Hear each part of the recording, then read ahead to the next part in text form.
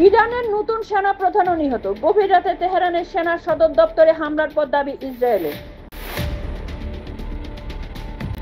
কিভের বহুতলে আছড়ে পড়ল মস্কোর আত্মঘাতী ড্রোন, মৃত 14, আহত 44, ভয় ভেড়ানো ভিডিও প্রকাশ্যে। ইসরায়েলি হানায় ধ্বংস ইরানের হাতে থাকা দুটি মার্কিন F-14 যুদ্ধবিমান, ভিডিও প্রকাশ করে দাবি ইহুদি সেনার।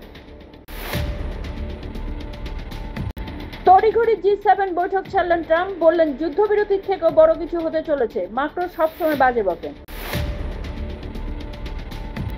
ইরানের হাতে পরমাণু অস্ত্র থাকতে পারে না, ইসরায়েলের পাশে।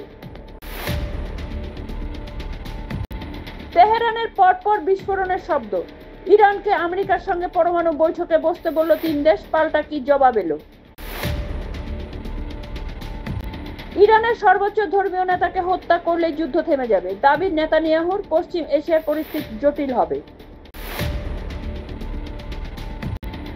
বাংলাদেশে মত প্রকাশের অধিকার সংকুচিত হচ্ছে, আওয়ামী লীগ নিষিদ্ধ হওয়ায় উদ্বিগ্ন রাষ্ট্রপুঞ্জ। ফের এয়ার ইন্ডিয়া, আহমেদাবাদ বিমানবন্দর এবং ব্রিটেনগামী বিমান যান্ত্রিক গোলযোগের কারণে উড়ান বাতিল করা হলো। তেহরান থেকে সরানো হয়েছে ভারতীয় পড়ুয়াদের, বাকিদেরও ইরানের রাজধানী ছাড়তে বলল ভারত, বিবৃতি বিদেশ মন্ত্রকের।